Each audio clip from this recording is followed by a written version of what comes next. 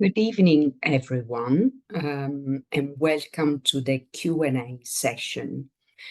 My name is Monica Kelly, and I am Assistant Director of the Academic Centre Division. I'm joined here tonight by a number of my colleagues, and they will be shortly introducing themselves. We have around 30 minutes to answer some questions which we have gathered from our registrants. But please feel free to continue to post your questions in the Q&A chat, because hopefully we'll also get a chance to answer some of those. Before we start, I'm going to hand over to my colleagues to introduce themselves. Emily, would you like to start? Thank you. Hello, I'm Emily Williams, and I am a Disability and Neurodiversity Advisor for the Non-Matriculated Student Service within the Accessibility and Disability Resource Centre, otherwise known as the ADRC. We provide confidential advice for non-matriculated award-bearing disabled and neurodivergent students. Non-matriculated students are those who are not affiliated to a Cambridge college. Our service works closely alongside the iStudent support team. And we can support with creating a student support document in which recommends reasonable adjustments for teaching and learning, specialist one-to-one human support such as mentoring and study skills, disabled students allowance, and funds such as our reasonable adjustment fund and international disabled student funds, screening assessments, and assistive technology advice. You can view further information regarding our service on our website page at www.disability.admin.cam.ac.uk/non-matriculated-students. The link to this is also available in the event chat. If you have any questions or require support, please do not hesitate to contact our service at adrc.nms@admin.cam.ac.uk. Thank you. Thank you, Emily, and thank you for clarifying that those links and the information will be definitely posted in the chat and shared with our participants later on. Can I hand over to Holly now, please? Thanks, Monica. Hi, everybody. My name is Holly Tillbrook. I'm one of the Deputy Directors in the Academic Centres Division with responsibility for the Student Experience team, and I'm also the Designated Safeguarding Officer at ICE. Thank you, Holly. Cory, would you like to go next? Thank you, Monica, and welcome everyone. My name is Cory Saarinen. I'm Assistant Director of Technology Enhanced Learning. So here to answer any questions you may have around our virtual learning environment or the technology and online. Thank you, and Callie. Thanks, Monica. Hi, everybody. My name's Callie. I am one of the enrolment coordinators here at the Institute of Continuing Education within the external engagement team. Thank you to my colleagues. I'll move on now to cover some of the questions that, as I mentioned, we have put together for you. So the first question says, please clarify whether teaching is live, face-to-face or online, and whether it follows university terms. Holly, would you like to answer that, please? Yes. So the majority of our undergraduate courses are wholly online. So there are live teaching sessions in the sense that you can join online to those sessions, but they should all be recorded. So if you can't attend a session, you should always be able to catch it up. There are also sometimes some asynchronous sessions. So those will be sessions which have been pre-recorded that you can watch in your own time, normally in advance of a live teaching session, seminar, for example.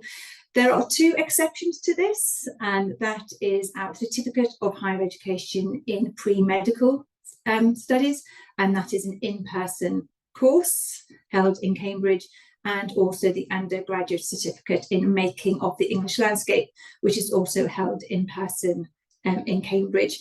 In answer to the questions of do we follow university terms, broadly speaking, we tend to have a Michaelmas term, a Lent term, and an Easter term, but we might start slightly earlier and finish slightly later than the rest of the university. Thank you, Holly. The next question is for you, Cory. I'm interested in enrolling on a one-year certificate course. You'll appreciate that not having studied online before, I need to know specifically which steps I must take to get online to study for my course. Thank you, Monica, and a great question. Thank you. We assume that students come to us with no knowledge of how to use a virtual learning environment or no experience online. So it's our job to make sure that you're onboarded correctly and are comfortable and familiar with the systems you'll be learning before your learning even begins. So as part of that, once you've been accepted to a program and then the weeks before your course begins, the Technology Enhanced Learning team will send you a welcome email, which will give you instructions on how to log into the virtual learning environment, your username, password, etc. But it's also going to include a link to a pre-study training session. So before you even begin your studies, we run a series of onboarding training sessions for students who are interested in learning more about the virtual learning environment, where we walk you through and give a tour of your new digital home for your next academic year, as well as instructions on how to get started with simple things like your dashboard and adding your personal preferences to message settings, etc. And again, that vital sort of tour, so you know where all of your course materials will be held, where assignments will be due, etc., and where you'll be communicating with your tutors and your fellow students. After that, when your program begins, we do have a help desk service that's run between Monday and Friday, 9 to 5. So you have it's a link essentially to our virtual learning environment where you'll go to a help desk, you enter in your personal details and a brief summary of the issue that you have, and then my team in the Technology Enhanced Learning area will contact you either by directly through email, either by a Zoom call or even a phone call or a personal visit if you're in Cambridge as well, and you're able to make it down to sort of manually. We're able to provide all those services available. On top of that, we do have a series of help files and tutorials on the VLE itself. So in your own time, you can study how best to navigate and use the tools that are held within the virtual learning environment. So a well-rounded way of supporting students who've never maybe used an online virtual learning environment before. Brilliant, thank you, Cory. Can I come to you now, Zoe, to answer a question related to student finance? Is it possible to use Student Finance England to pay for the course? Thanks, Monica, and hello, everyone. And I'm Zoe Burton. I'm part of the student support team and work with Holly, Annie and Megan.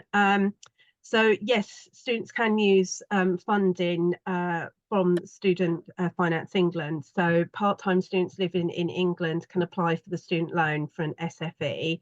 But I will say to note that you will not be eligible for a loan if you are studying for a lesser or equivalent qualification to one you may already have.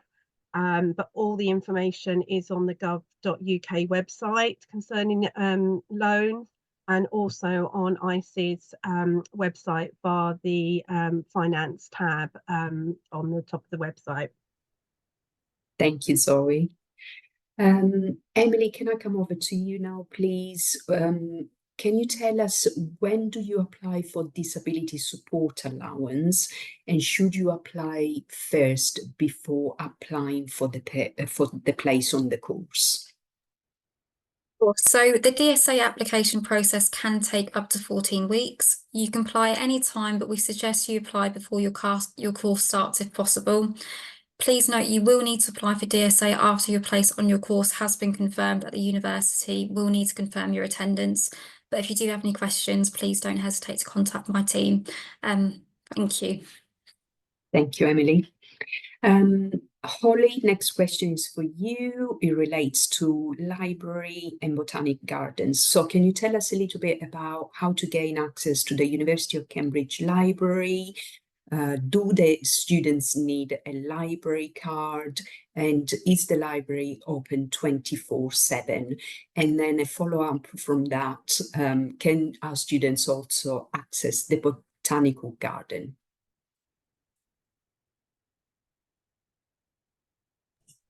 Sorry.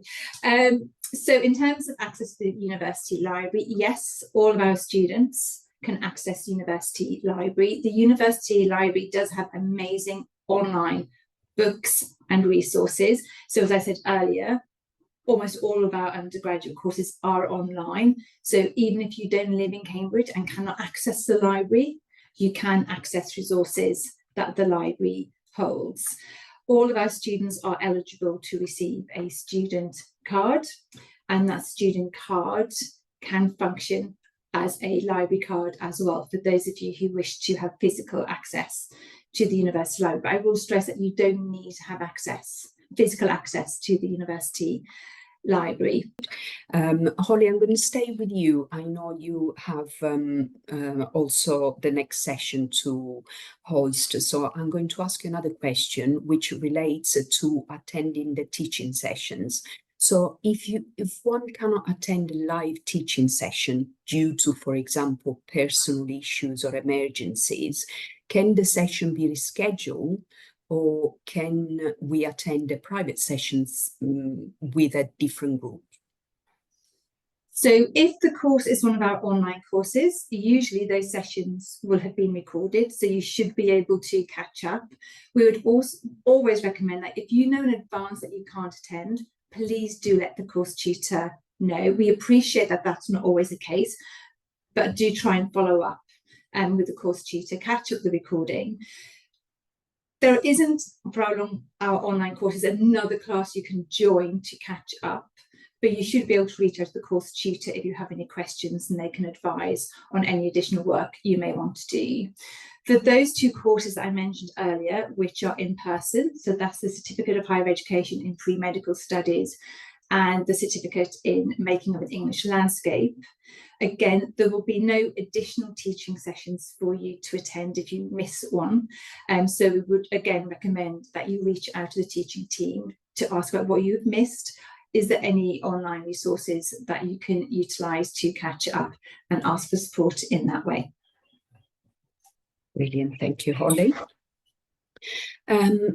I have another question, which I'm going to run past Cory, regarding getting online and what systems we use as part of the course. Is there anything, Cory, that you might not have mentioned in your previous answer that you would like to mention at this point? No, other than to say that you're supported every step of the way. For those of you who are into online learning, our platform is Moodle based. So it's designed to be as accessible as we can make it. So for using on mobile devices, etc. and whatnot. So it's a modern custom install of Moodle for those of you who are technical in online platforms. We also have a number of other services around lecture capture, like Panopto, that we use. Our live sessions are going to be on Zoom. So we're trying to use delivery mechanisms that are and software packages that most people are familiar with, things like Zoom. So that really is easy to get involved. But yeah, just to highlight again the level of support that we have. So if you do run into any problems with any of these software packages, we're here to help. Thank you, Cory. Next question is for Zoe, and it asks, do you accept financial aid? Yes, we do. So, and there are various forms of financial aid available to students. We have some information on our finance tab on ICE's website. If you're a UK student, you could go to your local library, and they usually have information about financial aids or grants or scholarships available for studying. Overseas students, you could go to your British Council, British Embassy or High Commission, and they may be able to give you advice. And also Ministry of Education or education departments in your own country will have details on study abroad scholarships. So there's quite a lot of options out there. So, but if you want any information, don't hesitate to contact us, and we may be able to direct you to the various websites that we're aware of. Fantastic, thank you, Zoe. I think I have come to the end of the questions that we gathered from being previously submitted. So I'm going to have a quick look in the questions in the chat. So the first one that I can read is, are students already enrolled at a different university allowed to take part-time courses offered at ICE? Holly, would you like to answer that? Can you repeat the question, Monica?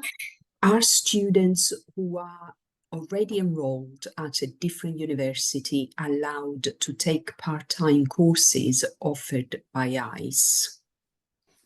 So there are no restrictions to applying to do a course with us if you are studying at another university. However, we will always caution that you think of the workload first, and we would recommend that you don't try to take more than 120 credits in any year. So if you're studying a full-time degree elsewhere or full-time university course elsewhere, we would really caution that you consider that you can commit to the additional workload before doing so. So you may want to reach out to us first if you're in that situation, speak to a subject specialist to see if it might be managed. I really would caution.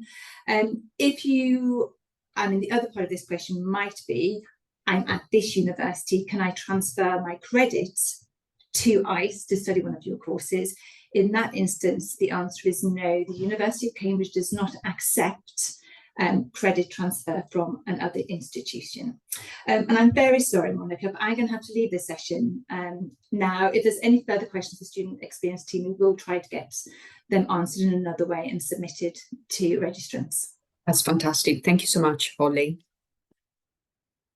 The next question, perhaps I can direct to Emily. He asks, are the online counselling sessions free? Can you tell us a little bit about that, Emily? I think Zoe might be able to direct about the online counselling sessions. However, like I mentioned in my introduction, the ADRC also does can also provide mentoring, which is part of the human one-to-one support. Fantastic, thank you. Zoe, did you want to add anything to that? Yeah, I was. So for this academic year, we have offered some wellbeing workshops through a counselling service that we work for. At the moment, we're working on our provision for the 24-25 academic year, but as soon as information is available, it will be shared with students for their course via VLE sites. Thank you, Zoe. One of the questions is whether all the answers will be provided later to participants in a PDF format. Callie, perhaps you can tell us a little bit of how we'll follow up from this session? Yeah, absolutely. Thanks, Monica. So we're going to try and answer as many questions as we can during the session this evening. However, if your question isn't answered, if you could follow up and email the enquiries at ice.cam.ac.uk email address. Myself and my colleagues, Kate, Lucy and Tricia, will pick up those questions that you had that weren't answered in tonight's session. But as I said, we are going to try and answer as many as possible, but please do follow up with an email if your question hasn't been answered tonight. Thank you, Callie. So let me have a look at any other questions that have been submitted. One of the questions is, are most courses on a Wednesday evening? What time do they normally start and finish? Unless my colleagues want to chip in, I can try and answer this question. So all the courses have different timetables, and lessons or live teaching doesn't necessarily happen on a Wednesday evening. Perhaps the participant has asked this question has looked at the timetable that we publish on the website, and that's where they've seen the information. I would say that our web pages are mostly up to date under Callie, and they include information about the teaching. Teaching does tend to happen during the evening. We also try to cater for participants all over the world, so for different time zones. But you should be able to find out about the teaching in advance, so that you know what commitment you need to make. So I hope that answers that questions. But again, if you need to find out about any specific courses, please reach out to our enrollment team if you cannot find that information on our website. The next question is about accommodation on campus, and it relates specifically to the certificate of pre-medical studies and whether students can secure accommodation on campus. Unless my colleagues want to volunteer to answer this question, I'm looking just in case. I can tell you again a little bit. If Holly was here, I would probably ask her. So for those students who require accommodation on campus, where that teaching happens at Madingley Hall, we have a number of rooms that can be booked and used for accommodation. I hope that answers that questions. I don't know if Callie, do you have anything to add to that? No, I think you covered most of that, Monica. Yeah, as Monica said, we're based at Madingley Hall, lovely grounds with on-site accommodation. So please do reach out to us if you're interested in accommodation for any of our in-person courses, and we can definitely look at some options for you. Brilliant, thank you. So just scrolling through the questions. Yes, one again is around pre-medical studies, and it asks whether there are exams. So yes, the certificate in pre-medical studies is one of the courses that actually has in-person exams. These are a certain time of the year. I know that for our current students, they're coming up in June. But perhaps this is an opportunity for Zoe to talk to us, or Emily, about exam adjustments. Perhaps we can provide a little bit of information about adjustments for exams. Looking at Zoe and Emily, would you like to say something about that? I'll let Emily answer that. Of course. So a part of a student support document will list recommendations, of course, for recommendations and reasonable adjustments for teaching and learning, but a part of that will be exam adjustments, which will be dependent on your need, and of course medical evidence, but it'll be a discussion you would have with a disability advisor. So there would be, that might kind of include rest breaks or 25% extra time, a use of a laptop, but that would be definitely a discussion to have with a disability advisor. But yes, reasonable adjustments for exam adjustments, 100%. Thank you, Emily. Fantastic. So some of the questions are also in the chat. Okay, I am interested in both your online entrepreneurship and coaching course. In each weekly session taught, is each weekly section taught at a specific time and day by faculty member real time? Will I be live streaming the classes? As my colleague Holly mentioned earlier, our courses include both live online sessions, but also pre-recorded. All our live sessions are recorded, so if you miss any, you'll be able to access that information later on. With regards to studying two courses at the same time, so in this case, entrepreneurship and coaching, I would advise you to reach out to the enrollment team to explore that option. It's possible, but we also like to know that our students are comfortable taking on the challenge, and if necessary, our enrollment team is very happy to arrange one-to-one sessions with our academic colleagues. I believe that brings us to the end of the session, as far as I know. So unless any of my colleagues tell me otherwise, I would like to thank you very much for attending this session, and I would like to thank all my colleagues, and we hope to meet you at some point, and we wish you all the best, and please do get in touch if you've got any other questions. Many thanks. Good night.